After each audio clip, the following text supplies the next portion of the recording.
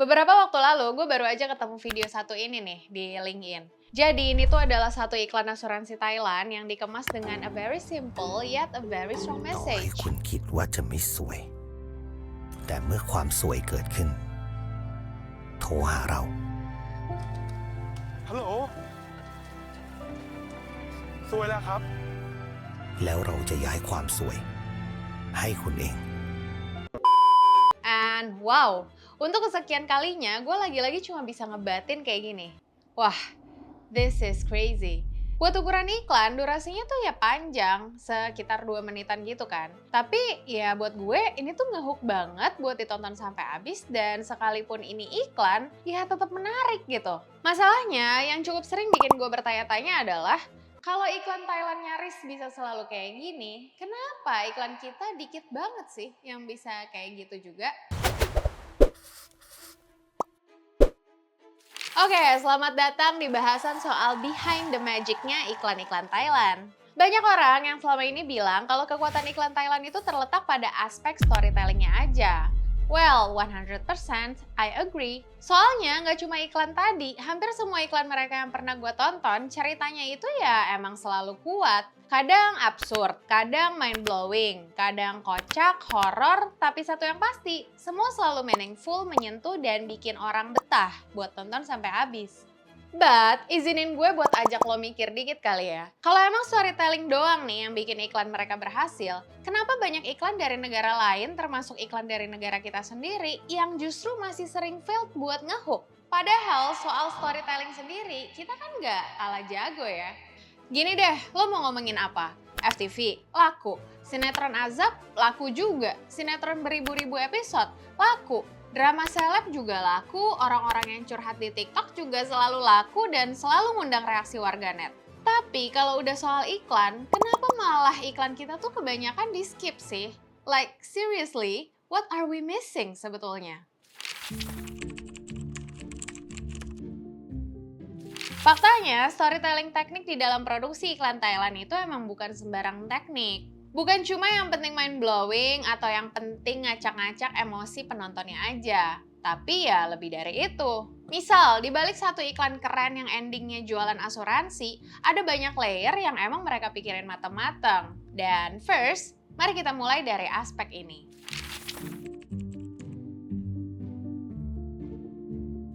Oke, sebelum ngomongin cerita, mereka tuh bakal nentuin konsepnya dulu guys. Apakah itu mau jadi sesuatu yang lucu, yang bikin nangis, atau bahkan yang ngajak penontonnya ngerasain emotional roller coaster dari yang ketawa, sedih, terus ketawa lagi. Dari konsep masuk ke cerita. Nah, yang bikin iklan Thailand itu unggul, orang-orang kreatifnya tuh beneran ngertiin audiensnya banget.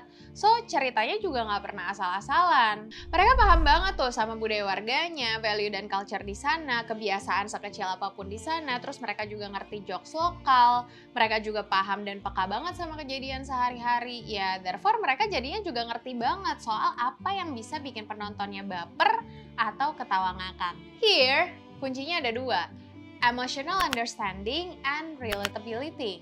Bukan cuma soal cerita yang menarik, tapi yang memang berangkat dari pemahaman soal emosi audiens dan kedekatan antara ceritanya sama kehidupan audiensnya.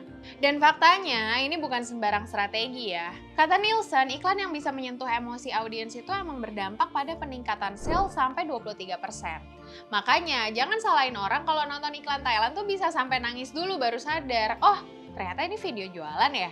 Karena pada dasarnya penonton iklan itu, orang-orang itu bukan benci sama iklannya, tapi mereka benci sama iklan yang gak bagus atau yang boring. Persis nih kayak apa yang pernah di-mention sama Happy di Market and Talk satu ini. Makanya sebenarnya orang-orang itu bukan nggak suka sama Iklan. mereka nggak suka sama iklan jelek kan. Iya. Makanya kita butuh orang kreatif advertising di situ. So, apa takeaways-nya? Actually, it's quite basic. Pahami dulu siapa penonton yang mau lo sasar dan kayak gimana tuh karakteristiknya. Di sini, audience research bisa jadi penting. Setelahnya, lo bikin konsepnya, cek alignment-nya sama produk dan message yang mau lo sampaikan, baru deh abis itu lo bikin ceritanya berdasarkan semua hal tadi. It's supposed to be easy, right? But it doesn't stop here yet.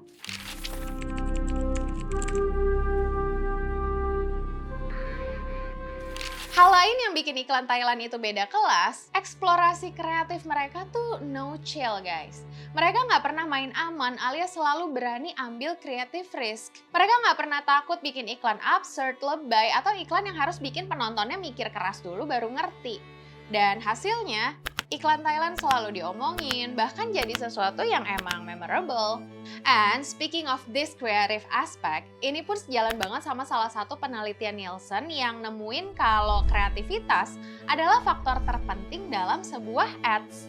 So yeah, again, storytelling penting. Tapi storytelling yang ceritanya super kreatif dan berani ambil resiko, it's combo. BTW, buat nge-explore kreativitas ini, lo bisa aja coba pakai formula what if ala kreator Black Mirror Charlie Brooker. Sebagaimana yang udah pernah marketin ulas juga nih di konten Instagram post ini. Jangan lupa follow ya. Intinya, lo bisa aja tuh gabungin dua hal random yang totally bertolak belakang buat ngasilin satu karya. Dan contoh nyatanya dalam iklan Thailand, lo bisa cek salah satu iklan ini nih. Produknya produk pembasmi serangga dan iklannya nampilin sudut pandang serangga yang mana serangga tersebut diperanin sama manusia. Mungkin yang bikin iklannya tuh dulu mikirnya gini kali ya, what if kita bikin serangganya bisa ngomong dan bisa ngegeng gitu layaknya manusia. Voila, jadilah sebuah iklan yang views-nya tembus jutaan. Cuma one thing for sure, kreatif di sini bukan yang asal-asalan juga demi tampil beda gitu ya guys ya. Melainkan ya emang harus tetap ada alignment-nya tuh sama produk yang mau dipromosiin. Dan lanjut lagi nih ya ke another secret sauce-nya iklan Thailand.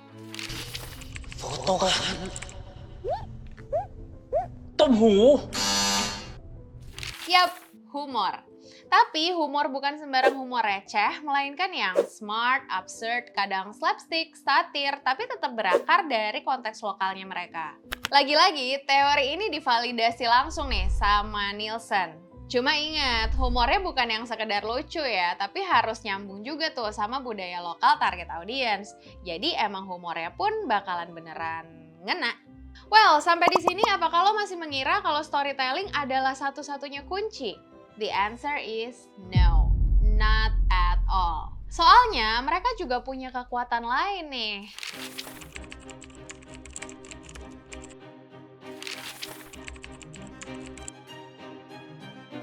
Yap, lo sadar gak sih kalau iklan Thailand itu vibes-nya udah kayak short film festival entry.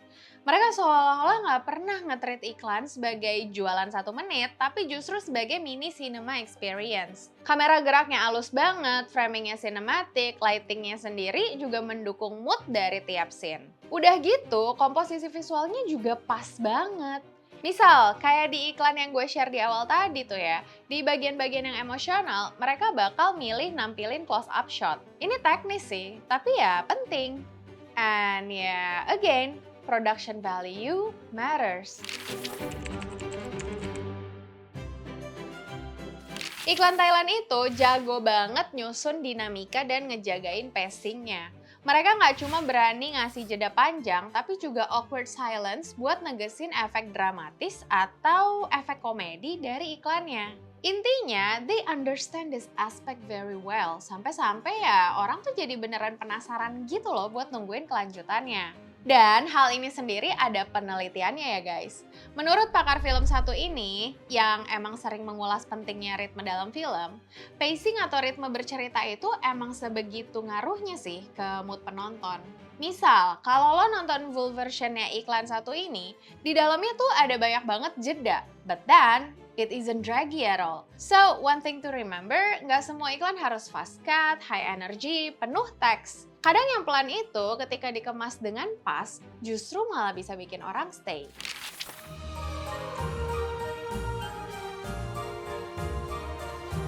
Oke, yang satu ini nih. Lo pernah gak sih nonton tayangan, belum ngomong apa-apa, tapi lo udah nangis kejer aja gitu? Yap, that's the power of scoring yang on point. Kadang tuh cuma suara napas atau suara detik jam, tapi moodnya bisa langsung dapet banget.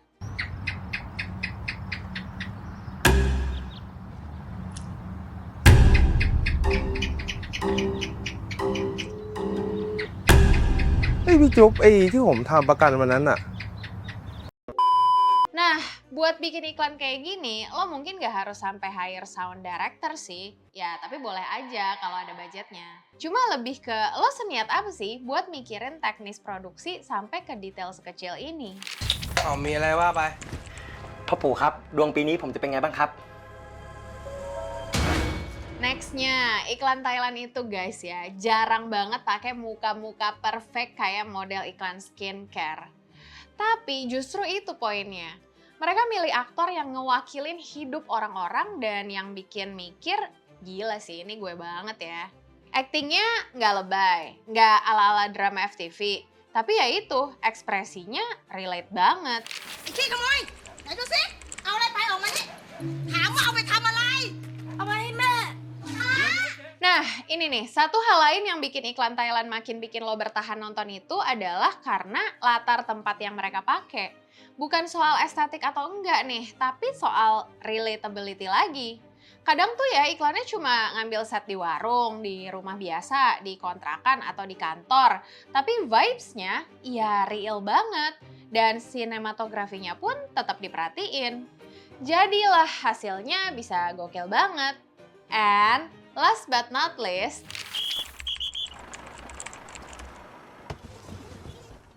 kekuatan lainnya adalah the overall editing that leads to visual narration. Iklan Thailand itu nggak cuma asal-asalan di editnya, tapi mereka benar-benar ngejadiin unsur visual sebagai bagian penting dari satu kesatuan storytelling. Jadi ya udah aja, makin lengkap deh tuh semua unsur iklan bagusnya. Well, dari semua hal yang udah gue share tadi, apakah sekarang lo udah bisa nyimpulin apa aja sih unsur terpenting dari sebuah iklan bagus yang dalam hal ini benchmarknya adalah iklan-iklan Thailand? For me, personally, it's about the whole production elements. Storytelling yang kece itu satu hal, tapi hal lainnya adalah soal gimana kita bisa nge-combine beragam unsur penting sampai akhirnya terciptalah sebuah karya, sebuah iklan yang walaupun kita tahu itu iklan, tetap aja kita bisa ikutin itu sampai habis karena emang menarik. Either it's funny, tear-jerking, atau keduanya. Oh iya, satu hal lain yang tadi kelupaan gue mention, iklan Thailand ini juga jago banget sih ngasih plot twist. Misal ceritanya dibangun sedemikian rupa sampai-sampai kita nggak bisa nebak ini tuh iklannya iklan produk apa. Bahkan kita juga nggak bisa nebak kan kalau video itu ya iklan. Dan satu lagi, maaf banget nih ketinggalan. Yang bikin keren, walau iklan Thailand itu unsur-unsurnya localized banget, message yang mereka bawa tuh kadang-kadang bersifat universal. So, iklannya bisa tetap diterima dan dinikmati sama siapapun, bahkan diapresiasi secara internasional. So, ya satu harapan gue sih ya, semoga aja ke depannya makin banyak lagi iklan di Indonesia yang bisa se-memorable itu. Punten, titiplah ya, tolong dibikin Kak ya. Ngomong-ngomong, lo sendiri punya gak sih satu referensi iklan yang lo pikir memorable banget dan bagus banget? Boleh iklan Thailand atau iklan apapun deh, coba share di kolom komen ya. Dan sekian dulu video dari gue, thank you for watching, jangan lupa subscribe dan see you in the next video. Bye!